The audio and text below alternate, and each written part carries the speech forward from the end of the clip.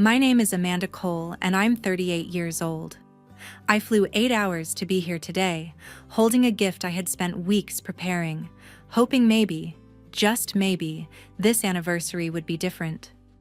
I didn't expect warmth or applause, but I expected to at least be allowed through the door.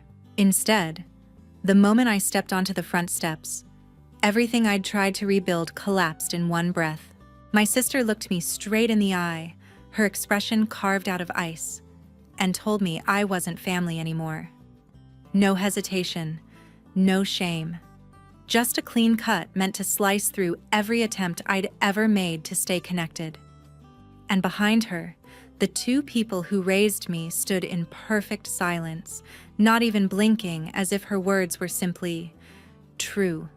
As if 8 hours of travel, years of effort, and every part of me that still believed in this family meant absolutely nothing. I didn't shout. I didn't plead. I didn't even ask why, because the answer was already written on their faces. I had been erased long before this moment. Today was just the first time they said it out loud. So I turned around. I walked back down those steps with the gift still in my hands and something heavier settling in my chest. They thought shutting the door would be the end of it. They didn't know what I carried with me, or how quickly everything they built could crack. 1 hour later, the celebration behind that door would unravel in ways none of them were prepared for. Before I tell you what he said, and what happened after I walked out, tell me, what time is it for you right now? And where are you watching from? I'm curious to see how far this story will travel. Life inside the Cole family never felt as smooth as the image on our holiday cards. My parents owned Cole Event Group, a business that ran wedding venues and conference centers across Colorado. In public, they were the polished couple giving speeches about entrepreneurship and community.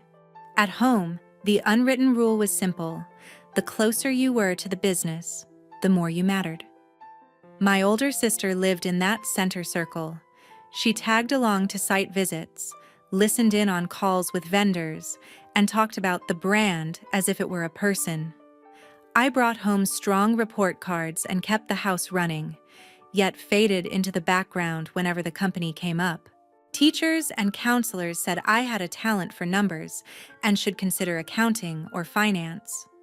My parents nodded and asked how I planned to use those skills for the family.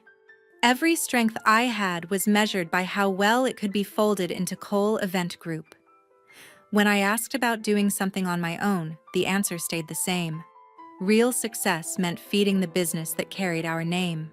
At 20, I cleared my schedule for a weekend retreat at a mountain lodge that was supposed to include staff and family. I drove to the meeting point and found an empty lot and a text saying the group had left the night before because plans had changed. Later, when the company opened a flagship downtown venue with a ribbon-cutting and press coverage, I learned about it from a news article showing my parents and my sister under the marquee. My name had never been on the guest list, so I built a life that did not depend on their invitations. I went to school for accounting, passed my exams, and started a small practice handling books for local businesses. My parents called it a side gig and repeated that real impact came from being part of something bigger, by which they meant their company, not mine. The only time my work seemed useful to them was when their own system started to strain. A senior accountant at Cole Event Group quit suddenly, and my dad called asking if I could step in for a short stretch. He pitched it as a chance to prove myself inside the business. I hesitated, then agreed. Part of me still wanted to believe there was space for me that did not require becoming a copy of my sister. From the inside, the numbers did not match the brochures. Payroll reports landed on my desk with odd gaps. Overtime hours appeared on initial drafts and vanished from final versions. Time cards were edited after events, with notes urging staff to clock out before teardown was finished.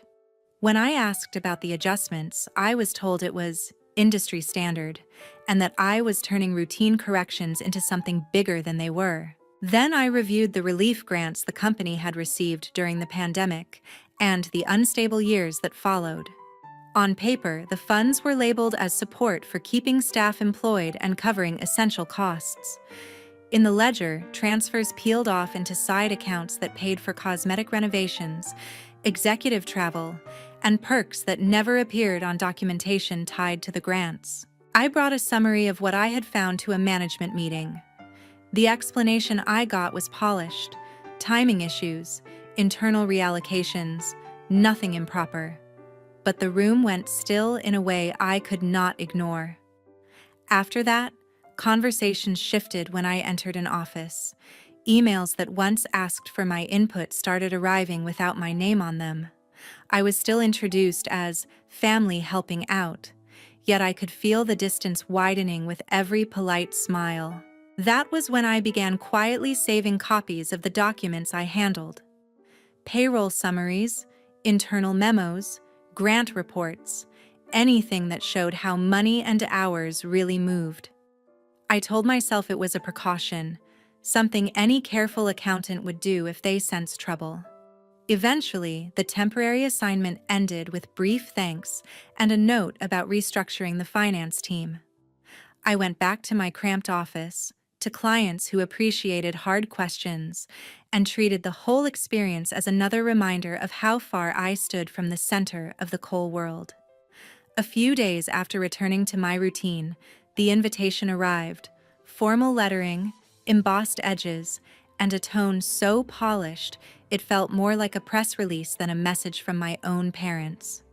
Their anniversary celebration had always been a spectacle, and this year's event seemed designed to be even grander. I held the card for a long moment before setting it on my desk, wondering if attending would change anything or simply confirm what I already knew. Silence didn't give me an answer, but something in me refused to stay absent again. The morning of my flight, I packed a small bag, choosing items with practical precision, as if order could soften the uncertainty ahead. Jason drove me to the airport with a reassuring calm that contrasted with the knot tightening in my chest. I moved through security, boarded my flight, and settled into a window seat. The hours stretched with a slow heaviness, filled with shifting turbulence and the muted hum of strangers around me. I kept my mind focused on the possibility, thin as it was, that showing up might open a door that had been shut for years. When the plane touched down, the sharp air of the city met me with a familiar bite. I collected my luggage and stepped into a rideshare, watching the passing scenery and feeling memories of childhood landmarks pull at me like threads. Each neighborhood carried echoes of weekends spent organizing files for the business or being drafted into preparations for events that felt more like obligations than celebrations. Still, I wondered if this time would feel different. The venue hosting the anniversary stood near the edge of a busy district, its entrance framed by clean lines and warm lights. Guests filtered in, dressed with deliberate elegance, carrying the confidence of people who believed they belonged. I paused near the walkway, holding the small wrapped gift I had chosen. A gesture meant more for myself than anyone else. My palms felt damp, though my expression remained steady. As I stepped closer to the entrance, movement at the doorway shifted. My sister emerged with an authority that matched the role she had grown into. Without hesitation, she placed herself in my path, her posture firm and unyielding. The tone she used carried the kind of finality that could split stone. Behind her, two familiar silhouettes hovered without speaking, their presence rigid and unreadable. Their stillness pressed heavier on me than any accusation. I waited for even a flicker of acknowledgement that they wanted me there. None came. My sister's stance did not soften, and the absence of response from the two people who shaped my childhood settled into the air like dust refusing to fall. In that moment, the polished glow of the venue seemed to sharpen into something brittle. A strange calm spread across me, not acceptance, but clarity. Years of strained conversations and quiet exclusions had led to this silent divide. I realized I could not force my way through a door held shut by people who had already decided where I stood. so I eased my grip on the gift and stepped back. Not a retreat, but a deliberate withdrawal from a space that had never allowed room for me. I turned away without looking back. The walkway behind me felt longer than it had minutes earlier, though my pace remained measured. The event continued behind the glass panels, a gathering built on appearances carefully maintained. I moved through the parking area and toward the street, letting the night absorb the weight that pressed against my ribs. Once I reached the edge of the block, I paused long enough to steady my breathing. The invitation, the flight, the effort, none of it had shifted the dynamic that defined my family. But stepping away carried a different kind of power, one rooted not in resignation, but in reclaiming the ground beneath my own feet. I continued down the sidewalk with a quiet determination forming in my chest. There was no plan yet, only the faint beginning of an intention I could not fully name. But something had tilted, an internal pivot that pointed me toward a choice I had avoided for far too long. The first place I found myself walking toward was a small cafe tucked between two storefronts a few blocks from the venue. It wasn't a conscious choice. My feet simply needed somewhere quiet to land, and the soft glow of the interior pulled me in without effort.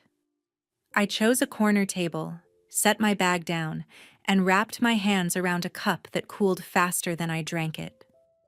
The room murmured with low conversation, but my mind drifted elsewhere, pulled back into memories I had tried to stack neatly out of sight. For years, I had brushed past the discomfort I felt while handling internal documents for Cole Event Group. At the time, I convinced myself it was inexperience or paranoia. Yet the pages that once passed through my hands carried discrepancies I could not unsee now. Hours trimmed beneath the surface, signatures that fell into place too perfectly, adjustments to grant reports that shifted funds in ways that did not match the original intent. Those details had lingered like faint stains, easy to ignore until light hit them at the right angle. One late afternoon during my months in the accounting office, Monica Alvarez stopped by my desk with a stack of payroll records. She had always maintained a calm exterior, but her eyes revealed more than her tone allowed. As she placed the files down, she hesitated long enough to leave an unspoken warning embedded between the papers. Something was off. She didn't have to say it directly for me to hear it. From that moment, every spreadsheet felt heavier, as though carrying the weight of actions that could not withstand scrutiny. I tried asking questions once, phrasing them carefully and keeping my voice neutral. The response from upper management had been smooth, almost rehearsed, and I remember leaving the meeting with the unsettling sense of having stepped into a room where no one acknowledged the cracks on the walls. Still, the unease stayed with me, pressing at the edges of my thoughts until I eventually saved copies of documents without fully knowing why. Now, sitting in this cafe with its soft yellow light and the hum of strangers around me, that decision no longer felt cautionary. It felt prophetic. The memory of being turned away at the door minutes earlier sharpened everything. Something inside me shifted with a clarity that did not require anger to take form. Their silence had spoken volumes, but my response did not need to mirror their indifference. Instead, I opened my laptop, the familiar weight of it grounding me. The screen glowed to life, and the folder I had hidden years ago waited with a stillness that felt almost deliberate. As I scrolled through the files, each document carried its own quiet testimony. Numbers that didn't align, notes that redirected funds with vague descriptions, patterns that repeated across months. I wasn't searching for certainty. I already had that. I was searching for the right direction to take the truth. A name surfaced in my mind with steady clarity: Alicia Park.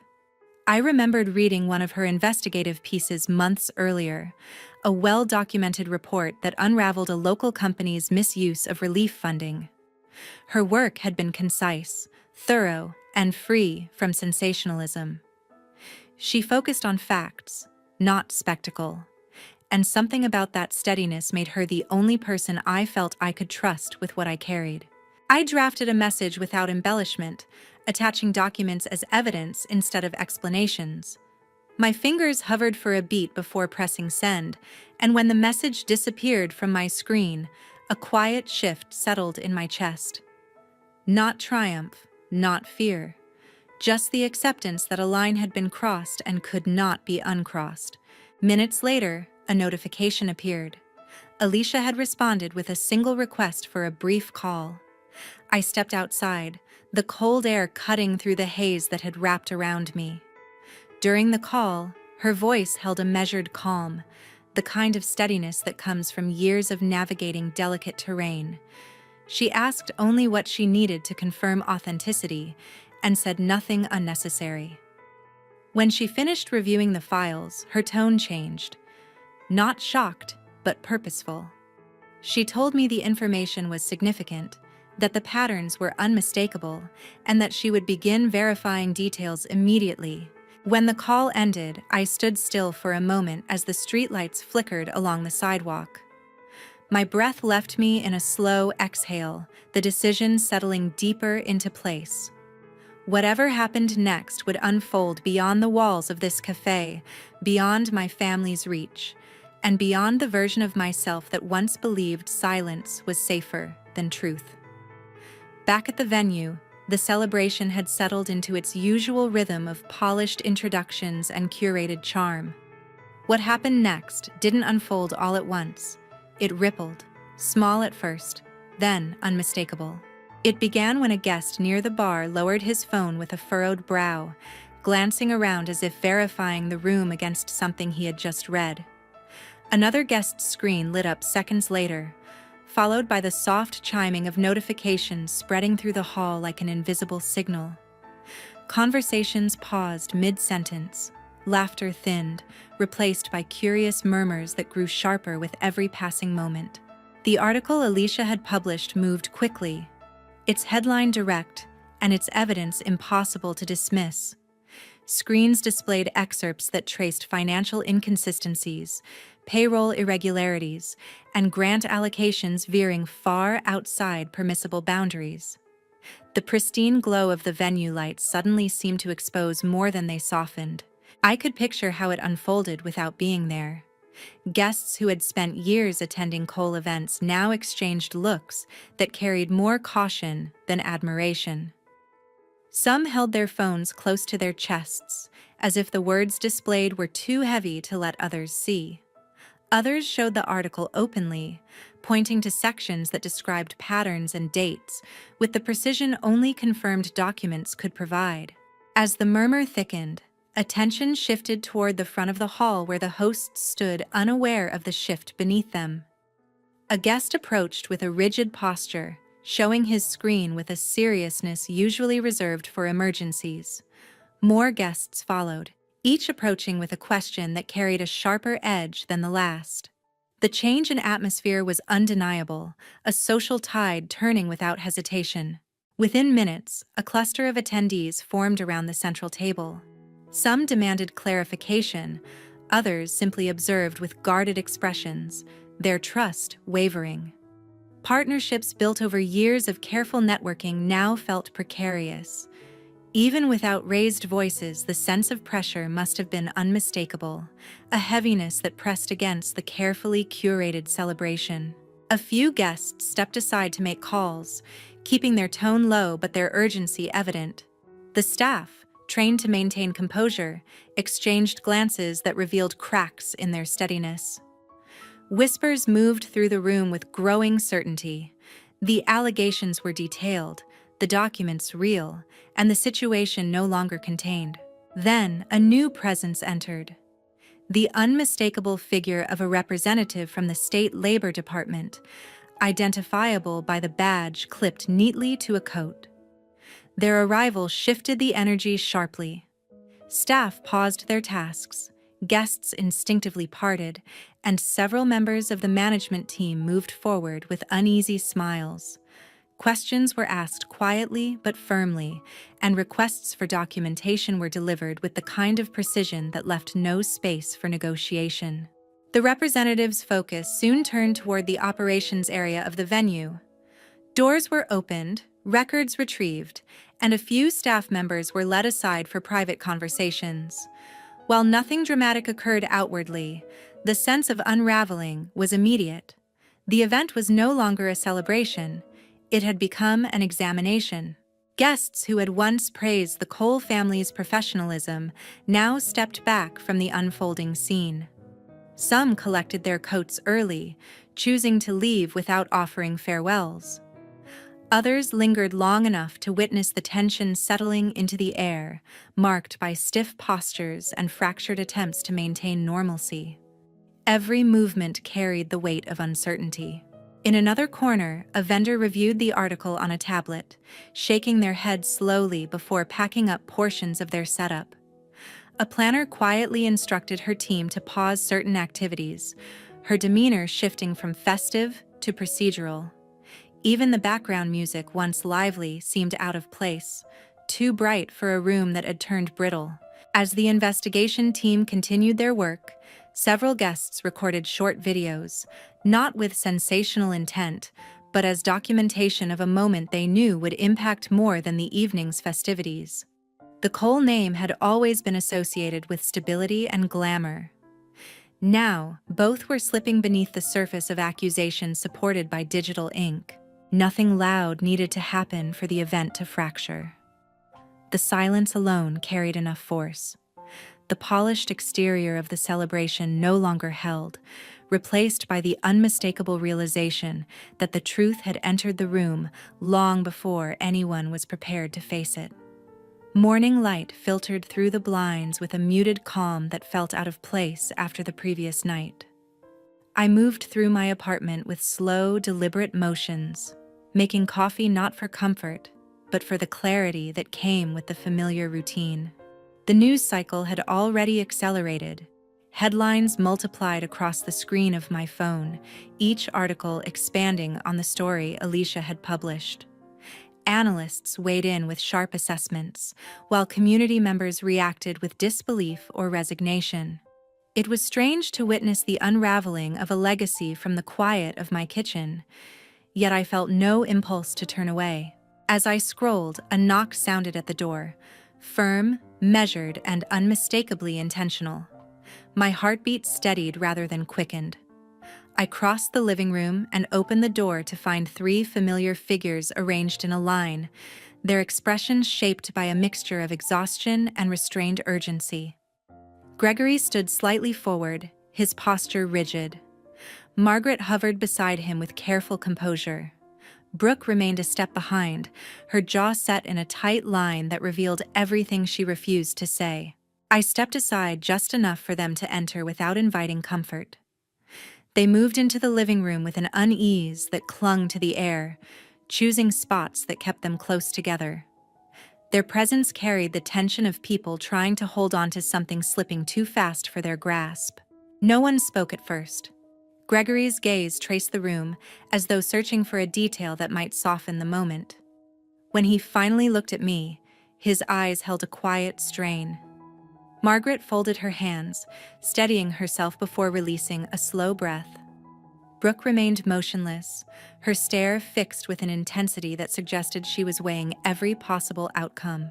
Words appeared gradually, shaped by hesitation and need. They spoke about the disruption to the business, the calls that had come overnight, the sudden freeze in partnerships, the uncertainty pressing at every corner of their professional world. Their sentences blended into one another with the tone of people accustomed to managing crises, but unprepared for one rooted so close to home. Beneath their measured phrasing lay a request they didn't name outright. They wanted me to undo what had been set in motion. I listened without interruption, letting their explanations settle into the space between us. Once the silence returned, Brooke stepped forward, the tension in her shoulders sharpening. Her voice carried a controlled edge, shaped by years of authority within the company. She framed the article as an overreach, suggested misunderstandings, implied that internal matters should never have reached public hands. Each point circled the same destination: Responsibility belonged elsewhere, and repair required my cooperation. I felt none of the conflict they expected. The distance between us was no longer emotional. It had become structural, built from choices layered over years. Their appeal reached me only as a reminder of what silence had cost. Before I responded, a second knock sounded at the door. Lighter, familiar. When I opened it, Tyler stood there with an expression far removed from the guarded neutrality he often carried. He stepped inside with a quiet resolve, positioning himself in a way that drew a clear line between intention and doubt. His presence shifted the energy of the room instantly, grounding it with a steadiness none of us had anticipated. He spoke to me with a clarity that didn't require raised volume. His words acknowledged what he had known within the company, the irregularities he had seen, the pressure that kept him from speaking earlier. There was no attempt to justify the past, only a recognition of the part he had played by remaining silent. Then, with the same calm assurance, he made his decision clear. He no longer wished to be associated with the business or the culture that shaped its choices. The reaction from the others was immediate yet subdued. Shock that did not reach full expression, disbelief held tight behind controlled faces. Margaret's hands trembled briefly before she steadied them. Gregory's shoulders slumped under a weight he could not mask. Brooke's composure fractured at the edges, though she forced it back into place with visible effort. The room stretched into stillness as the meaning of his decision settled. I felt no triumph, only a quiet affirmation that the truth carried its own momentum once spoken. When I finally addressed them, my voice remained steady. I made it clear that the path ahead was no longer mine to shape on their behalf, and that responsibility rested where it belonged. They left in silence, carrying with them the realization that the foundation they had relied on was no longer intact. The door closed softly behind them, leaving the apartment wrapped in an unusual calm, a calm shaped not by resolution, but by the clarity of distance newly defined. Weeks passed, and the pace of events grew steadier, as though the initial shock had finally settled into something everyone could no longer look away from. 6 months after the investigation began, the consequences had taken shape with a clarity that left no room for speculation. Cole Event Group, once a polished emblem of celebration and prestige, had been forced to scale back operations. Contracts with city partners were suspended, vendor relationships dissolved, and pending bookings were rerouted elsewhere. Regulatory findings outlined violations in definitive terms, and the penalties that followed reshaped the financial structure of the company. The family name, once used as a guarantee of reliability, now carried hesitation when mentioned in professional circles. Brooke Cole stepped down from her role soon after. There was no dramatic announcement, just a notice circulated quietly among industry contacts, acknowledging her exit from day-to-day responsibilities. The rumblings within the company suggested that the decision had not been optional.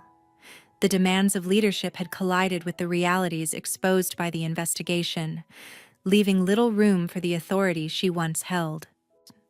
Gregory and Margaret Cole faced outcomes that cut beyond reputation. Financial settlements required the sale of several assets, including one of their more prominent venues. Their circle of influence contracted noticeably, no longer buoyed by the confidence they once projected so effortlessly. They navigated their days with a subdued composure shaped by the weight of accountability, rather than the comfort of status. Monica Alvarez emerged as a key figure during the regulatory review. Her cooperation provided clarity where documentation had been obscured, allowing investigators to trace the path of decisions that had shaped the company's internal culture. Her testimony did not come from spite. It came from a commitment to integrity that had long been overshadowed by loyalty to her position. In many ways, her courage marked a turning point for others who had felt the pressure of silence within the organization. During these months, I focused on my own work with a clarity that felt unfamiliar, but steadying. The accounting practice I had once nurtured in quiet determination now grew through referrals from clients who valued transparency and diligence. I expanded my services, hired additional support, and found myself building something resilient, not because it carried a family legacy, but because it reflected choices I could stand behind without apology. My world was no longer shaped by proximity to the coal name. It was defined by the purpose I found in work that aligned with my values, and by the calm that accompanied that alignment. Yet closure of any kind rarely arrives through distance alone. One evening, as I was reviewing quarterly reports, my phone vibrated with a message from Margaret. It was brief, carrying none of the polished wording she often used. She asked to meet. Nothing more. I considered declining, but something quiet within urged me not to. So I agreed. We met at a small park near my office. Gregory and Brooke were with her, each carrying an expression shaped less by defensiveness and more by fatigue. The three of them approached with measured steps, their presence subdued, their posture lacking the certainty they once displayed so naturally. Their words did not come as a unified speech. Instead, they emerged in fragments, acknowledgments of harm, recognition of patterns that had gone unchallenged, and a willingness to face the losses as consequences rather than misfortune. No justification, no attempt to rewrite the past. Just an admission of failure that felt long overdue. I listened, not to absolve them, but to understand the sincerity of their intent. For the first time, the distance between us felt bridged not by expectation, but by honesty. When I finally responded, my voice carried the steadiness I had earned through months of reflection. I told them I accepted their apology, but that acceptance did not erase the boundaries I now held. Forgiveness, for me, was an act of release, not an invitation to return to the roles we once occupied. We parted without ceremony, each of us stepping into a future shaped by our choices. As I walked back toward my office, I realized that the real shift in this story had not come from the collapse of a business or the unveiling of hidden truths. It had come from recognizing that loyalty without respect is not loyalty at all, and that stepping away can be an act of courage rather than abandonment. If you followed this journey to the end, thank you for listening. I hope my story reminds you that worth is not measured by the approval of those who fail to see you clearly, and that choosing yourself is not selfish, but necessary. If you'd like to hear more stories like this, stay connected. Your time here means more than you know.